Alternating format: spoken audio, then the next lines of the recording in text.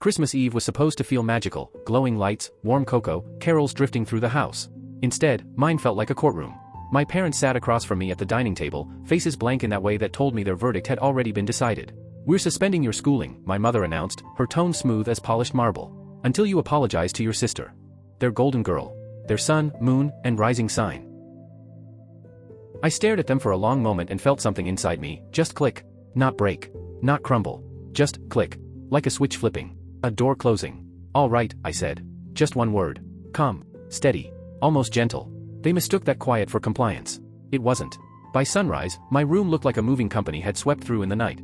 Boxes stacked neatly, my suitcases zipped, my desk drawers empty. I had stayed up until almost 4 a.m. filing my transfer paperwork to Georgetown, double-checking requirements, sending transcripts, and writing the kind of personal statement that practically bled determination. When the approval hit my inbox before breakfast, I swear the universe winked at me. My sister's face went ghost white when she walked in and saw the chaos. "No. No, no, no, please tell me you didn't send it," she sputtered, grabbing one of the boxes like she could reverse time by touching cardboard. My dad, halfway through a satisfied little smile, froze like someone hit pause on him. "Send what?" he asked, voice tight. I didn't bother answering. The truth was written on the shipping labels. Growing up, I was taught, no, trained, to believe love was a reward. Something you earned with perfect grades, flawless manners, quiet obedience. Gwendalyn never had to play by those rules. She lived in a completely different reality even though we shared a roof, a fridge, and the same set of monogrammed Christmas stockings. My inequality awakening happened early. I was 7 when I brought home a report card with straight A's, and 1 A- in gym. My mom barely glanced at the paper. "You could have tried harder," she said, already turning away. 2 weeks later, Gwendalyn strutted in with a buffet of B's and C's. Our parents practically threw confetti. They took her out for ice cream, to celebrate her effort. I stayed home, hunched over homework, listening to the garage door rumble shut as they drove away without me. It was the first time I realized I wasn't a member of the Whitmore family, I was an accessory in the background of their curated image. Our parents, Constance and Harold Whitmore, weren't just accountants. They were performers. They built their identities on pristine Christmas cards and country club brunches, the illusion of 2 successful daughters bound for Ivy League destinies. My father clung to his social status like it was oxygen. My mother crafted her life like a glossy lifestyle spread, every charcuterie board symmetrical, every friendship transactional. Behind those closed doors? A family run like a PR campaign. And Gwendalyn? She was the star of the show. She knew how to charm clients, flatter my mom's tablescapes, and bat her eyelashes exactly on cue. Her real behavior didn't matter. Only her highlight reel did. Meanwhile, I played the role of the responsible one, which in their heads translated directly into the invisible one. By high school, I had stopped waiting for fairness to magically materialize. At 14, I made the kind of decision that shapes a person. I stopped expecting justice. I focused on patterns instead. Predictable behavior is easier to stomach when you stop pretending it's accidental. My bedroom became my hideout from the madness.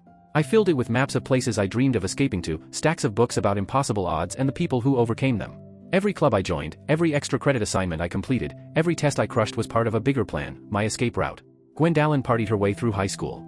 I was building a runway to freedom. Then, the universe handed me leverage. The kind that keeps you up at night wondering if fate has a sense of humor. The summer before senior year, Gwendalyn started dating Preston Caldwell, her trophy boyfriend. The son of my father's biggest client. He had the manners of someone who'd never heard the word no and the charm of a golden retriever raised in a hedge fund. My parents adored him.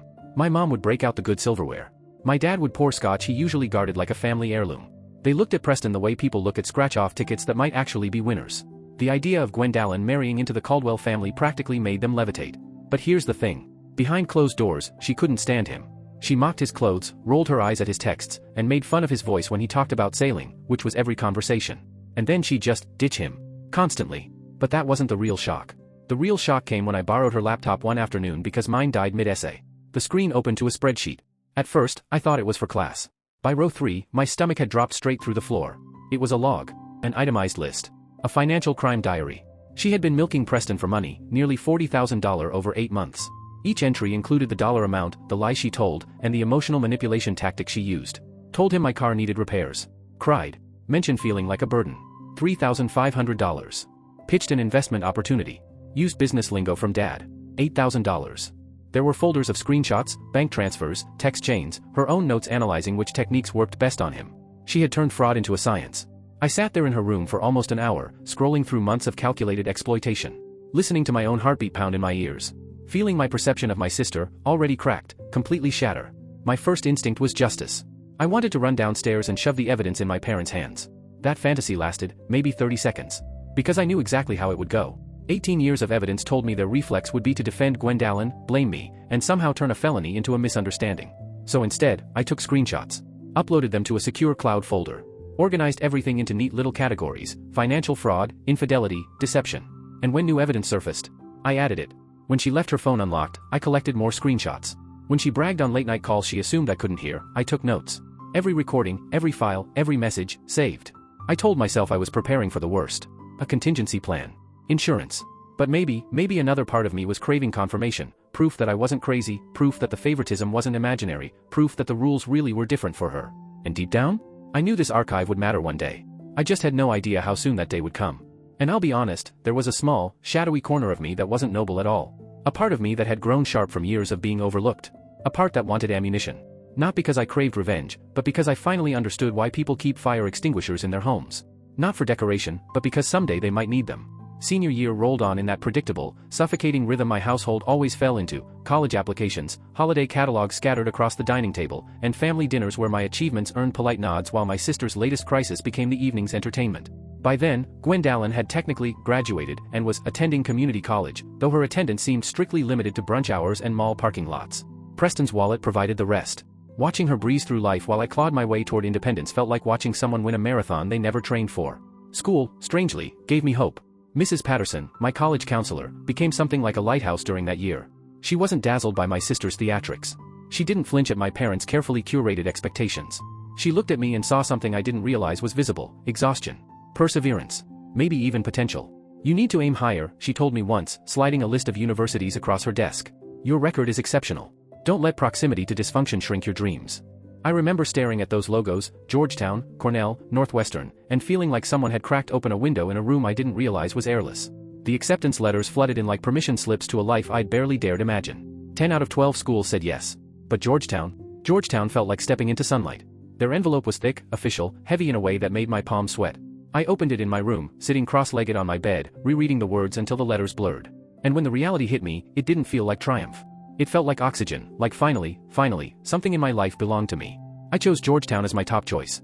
My parents responded with their usual lukewarm approval, the same tone they used when complimenting a neighbor's new landscaping. For them, my acceptance wasn't about pride, it was a PR win, another bullet point on the Whitmore resume. The tuition meeting still plays in my mind in eerie HD. My father sat behind his mahogany desk, studying Georgetown's financial aid package like it was a corporate merger. "This is a sizable investment," he said, tapping his pen. "We'll contribute what we must, but only if you maintain academic excellence and appropriate behavior." Appropriate behavior. His favorite leash. My mother pushed for a state school instead, something closer to home, where they could keep an eye on me. As if I were the reckless one. As if Gwendalyn hadn't been free roaming since she was 15. I argued back, carefully, using their language, rankings, prestige, long-term value. Eventually, they relented. My future bought with the currency they valued: reputation. And then Georgetown changed everything. Fall semester felt like stepping into a world where I wasn't a background character. Professors knew my name because I earned it. Friends laughed at my dry humor instead of overlooking it. People actually saw me, without the shadow of my sister hovering overhead. I maintained a near-perfect GPA. I worked part-time at the campus library. I discovered the quiet joy of being self-sufficient. My roommate, Kendall, was a revelation.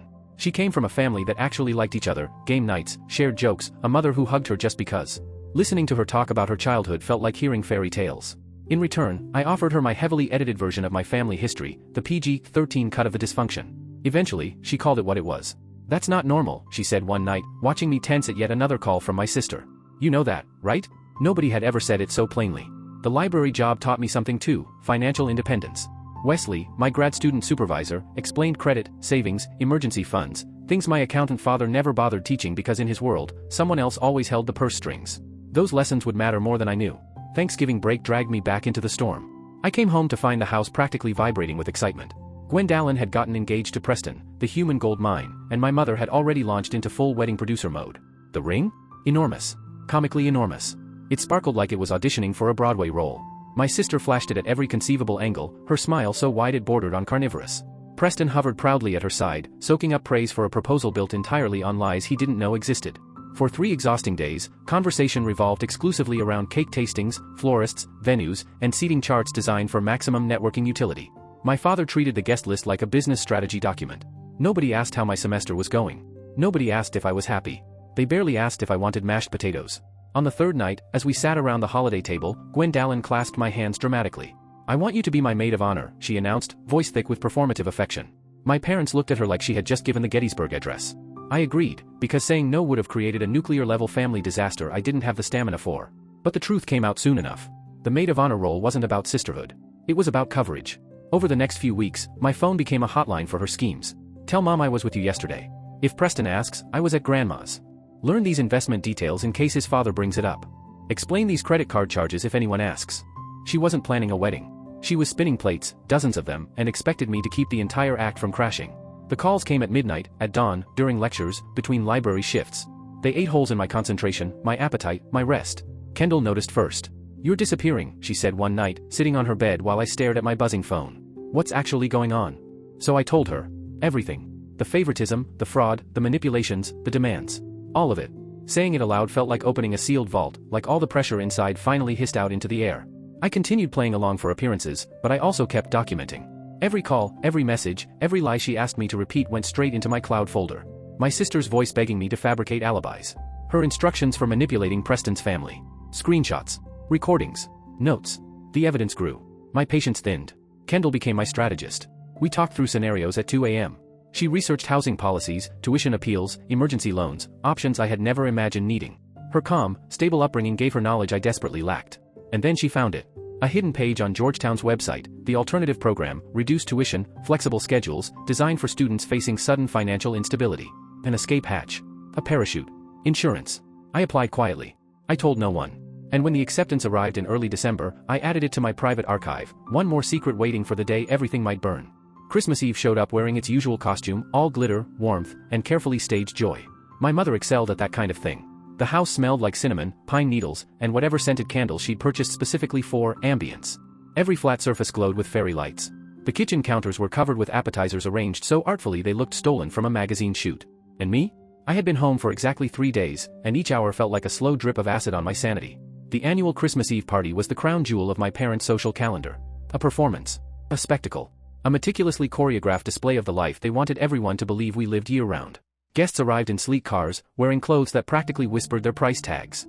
They carried hostess gifts chosen more to signal net worth than genuine appreciation. My mother floated around the room like she was on a rail, all smiles and practiced charm. My father shook hands with the intensity of a man running for office. And Gwendolyn?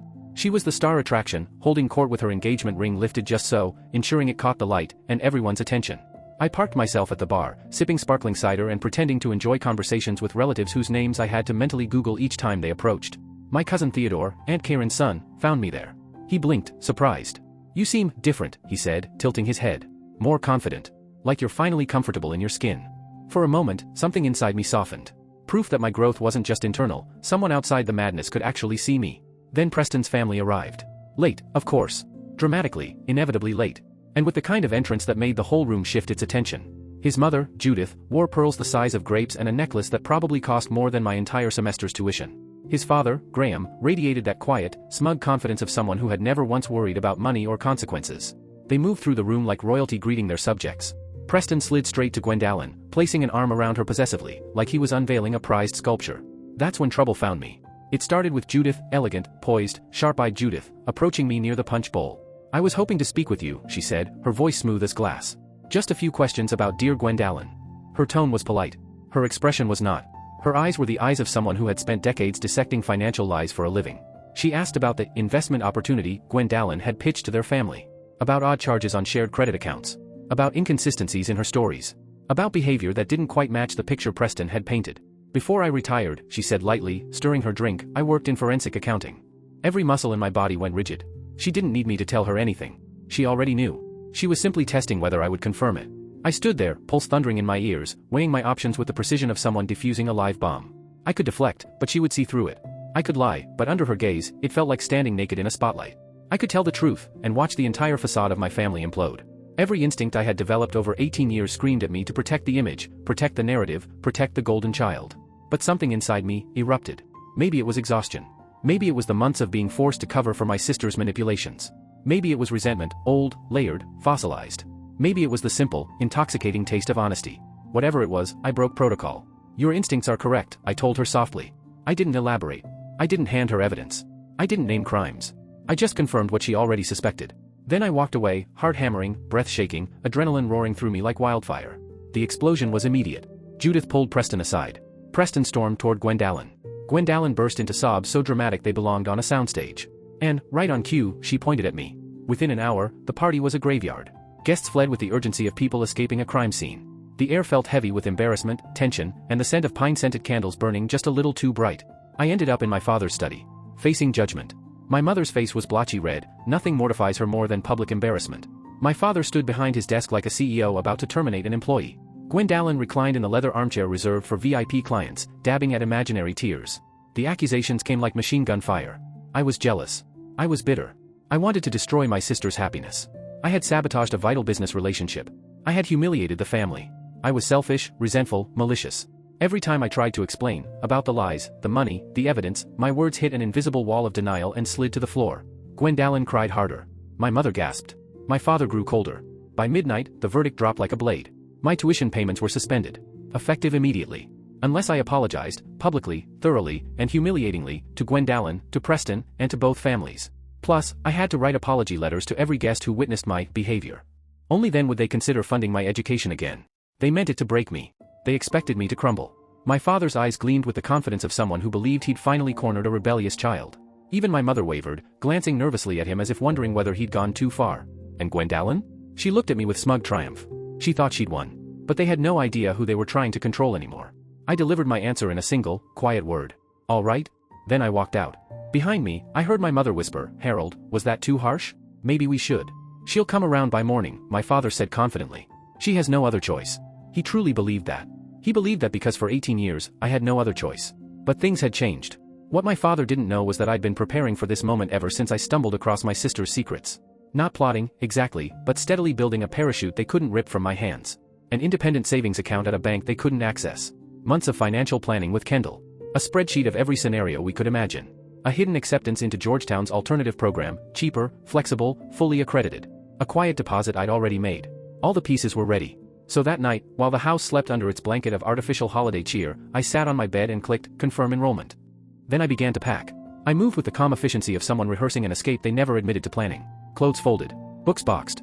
Laptop secured, the same laptop containing years of evidence, the one that never left my sight. By 6 in the morning, the room looked like a museum display of my former life, empty, stripped, hollow. The rideshare pulled into the driveway right as the first pink streaks of dawn brushed the sky.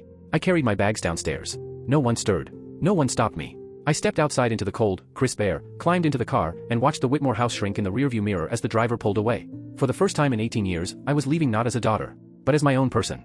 And I wasn't coming back on their terms ever again. Kendall had offered me her family's guest room without a second thought, one simple, generous sentence that still tightens my chest when I think about it. She barely owed me anything beyond friendship, but her family welcomed the idea like it was the most natural thing in the world. Her parents had only moved from Oregon to the DC suburbs a couple years earlier for her dad's government consulting job. They didn't blink when Kendall mentioned I needed a place to land. Apparently, it wasn't unusual for her to bring home people who were quietly unraveling and needed somewhere safe to exist for a while. Knowing that a warm bed waited in Arlington kept me steady during those hours before dawn, when my determination wavered and doubt tried to crawl under my skin. But the confrontation? It came sooner than I expected. I was hauling the last box downstairs, fingertips aching from hours of packing, when I stepped into the living room and froze. My entire family was there. All of them. In pajamas. Like a dysfunctional holiday postcard. My father stood rigid, arms crossed over a pair of plaid pajama pants and a Georgetown dad t-shirt he'd bought during move-in weekend, an irony so sharp I almost laughed. My mother clutched her robe tight at her throat, hair messy from sleep, face bare in a way I hadn't seen since childhood. And Gwendalyn?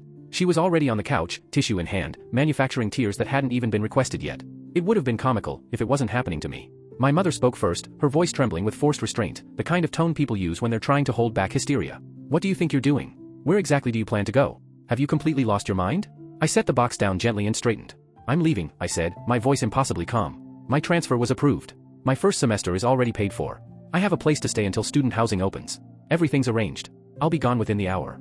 Each sentence hit like a brick. I watched the realization wash over them, the slow dawning horror that I wasn't bluffing, I wasn't begging, and I wasn't a child they could corner anymore. My father's face shifted first, from irritation to confusion to genuine alarm. His ultimatum, the one he'd issued with absolute confidence mere hours earlier, had evaporated like mist. He'd assumed I had nowhere else to go, no resources, no options. He had underestimated me. Completely. My mother's confusion turned into something softer, something like fear. The obedient daughter she believed she'd raised was standing in front of her as someone she didn't quite recognize. And then, Gwendalyn finally spoke. Her voice was so small it barely carried across the room. Please tell me, she whispered, eyes wide with panic, that you didn't send it. Silence dropped like a stone. My mother blinked. Send what? My father's face drained of all color. What did you send? I let the tension stretch, savoring, for the first time in my life, the reversal of power. Then I answered. I emailed Preston everything. Their faces shifted in perfect sync: shock, dread, disbelief. I explained. The bank statements. The screenshots. The spreadsheet documenting nearly $40,000 in stolen money. The recordings where she detailed her manipulation strategies. 18 months of evidence, filed neatly and delivered directly to his inbox. I told them the email had been scheduled to send automatically at midnight unless I cancelled it, and since I'd been busy defending myself from their accusations, I'd simply forgotten.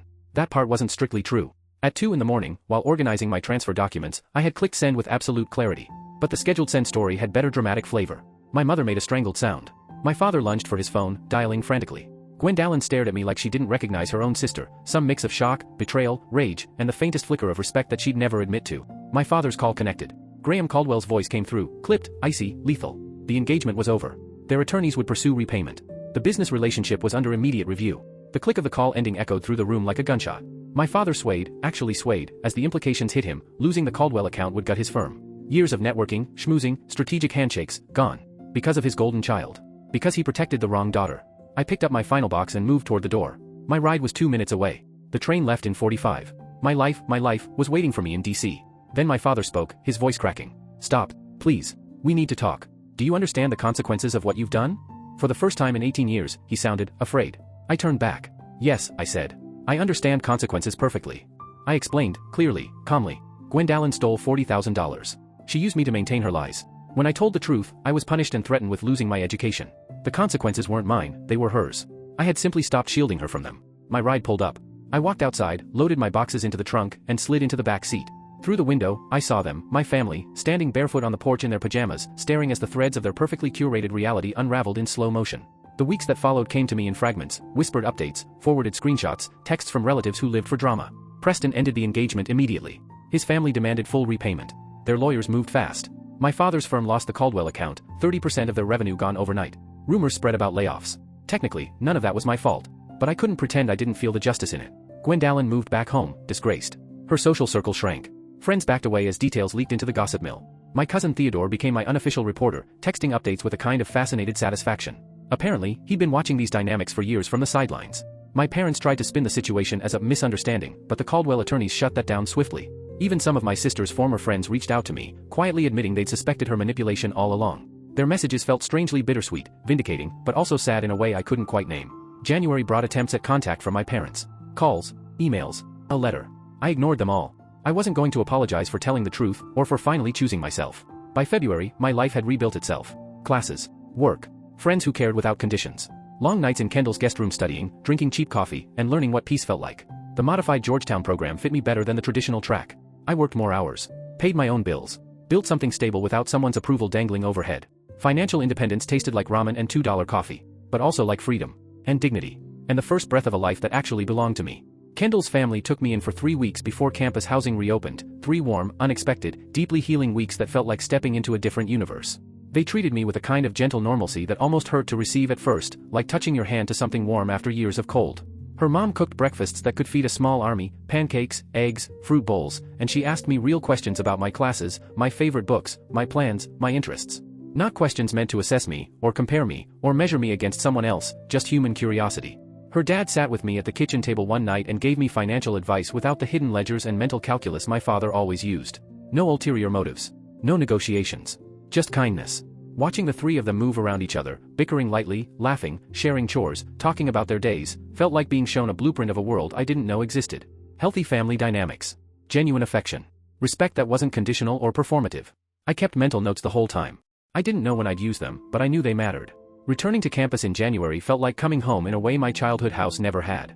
My tiny dorm room, now shared with a new roommate since Kendall had moved into a single, became my sanctuary. My safe place. My clean slate.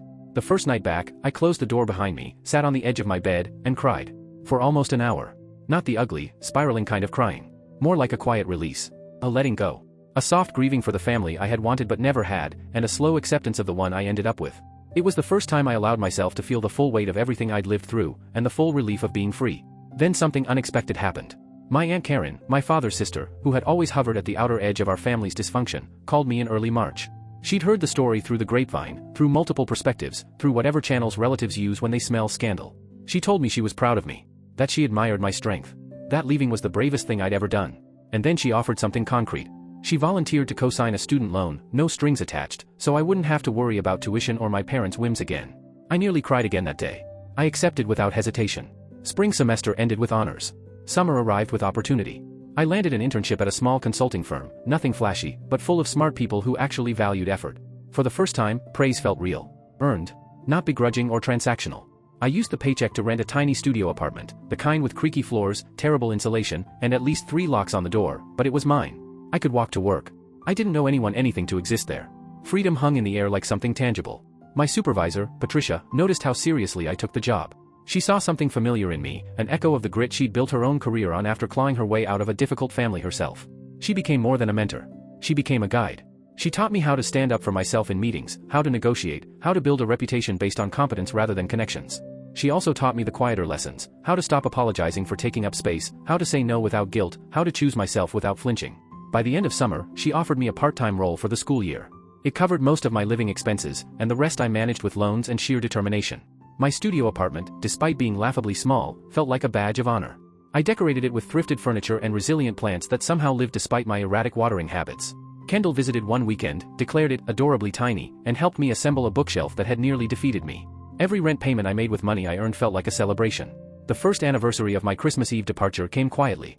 I took myself out to dinner at a restaurant I'd always wanted to try. I sat alone by the window, watching holiday lights reflect off damp winter pavement, and felt peaceful. Not lonely. Not sad. Just whole. It was the first time I realized that solitude could be a choice, not a punishment. About 18 months after everything imploded, Gwendalyn reached out. Her message was careful, too careful. She avoided direct apology, leaning instead on sisterly nostalgia, shared childhood memories, the idea that maybe we could rebuild. She mentioned therapy, growth, insight, accountability. I read it 3 times before responding. My reply was gentle but firm. I wished her well. I held no remaining anger. But I wasn't ready, nor obligated, to rebuild a relationship that had always required me to disappear for her comfort. Maybe someday, I said. But only if I chose it. She never wrote back. And that silence told me everything. My parents didn't contact me again until graduation. A card arrived, containing a check for $10,000 and a short note expressing pride. It felt strange. Like they were trying to build a bridge out of a single plank. I debated it for days. Eventually, I deposited the check and sent a brief thank you. It felt like closure more than connection. The relationship, however, remained fractured, quietly, permanently.